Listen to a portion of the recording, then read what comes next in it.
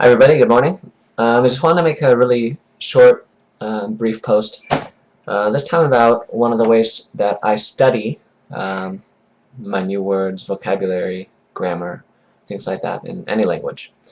One of the programs that I use a lot is called Flashcardlet, and I'll put the link below. Flashcardlet is basically something that you can download and get from the App Store, and this is my iPod Touch.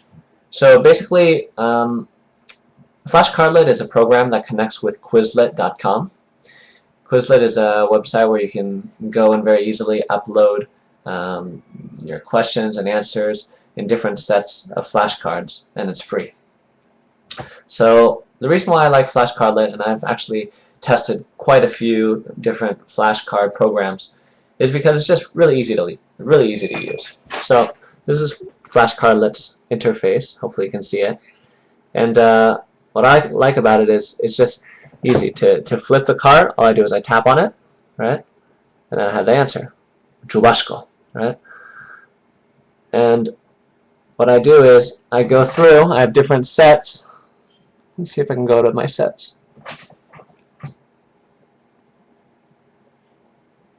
Right, I have different sets of flashcards, right? So for example, what I usually do is right before I go to bed, I'll go through a set of flashcards. And that helps me a lot with my vocabulary. And generally, you retain more when you study something right before you go to bed. So this recipe lacks a certain something that I can't put my finger on. A esta receta le falta un cierto no sé qué que no puedo señalar con el dedo. Oh, I need to go back and see. A esta receta le falta un no sé qué, que qué sé yo. So then I know that whatever my translation was, it was probably based on some Anglicism in my mind. So what I do is this way I can kind of go through and refine my Spanish a little bit more. And this is great for basic vocabulary. It's great for higher level as well. And so I go through, I can flip through. Es el año 400 de Cristo. So things like this, you know. And it's a really great way to just go through really quickly. You don't need to make any physical flashcards. And you can kind of practice your Spanish this way. It's a really great resource. Now, the website that accompanies it is Quizlet. And so what I do when I'm watching a series, for example, like right now I'm watching a series called Los Misterios de Laura, right? And 1 second, I'm just going to get this kind of aligned. Okay. All right, so here's an example of a flashcard set at Quizlet.com. So I have like New Spanish 9/2/2011, and I have my English side, my Spanish side, left side say like stockbroker, corredor de bolsa. And so I can kind of go through and imagine you're watching a series, and you find some expression that you haven't heard before. Well, you write it down. You know, you look it up right then. Like just before somebody, like I was watching and some guy was complaining, he said, "Manda huevos."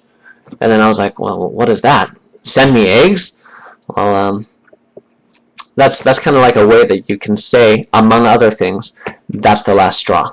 So what I do is when I'm watching a series or when I'm reading a book and I have time to devote to actively studying a language, I go through, I add the flashcards, then I download it. I download it to my iPod Touch, and then anywhere I am, I can review it. I can talk to myself, look insane, which is what all good language learners should get used to doing. All right, last thing, I'm gonna also show you a book that's helped me a lot. This book appears to be some of my parrot's poop on it, so apologize about that. Hablando bien se entiende la gente.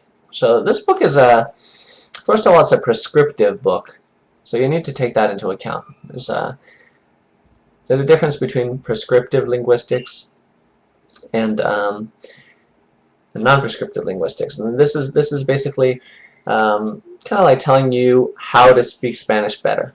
And I think that if you're a native speaker, maybe you don't need a book like this, right? Because you have that flexibility of choosing from whatever Anglicisms, things like that, right?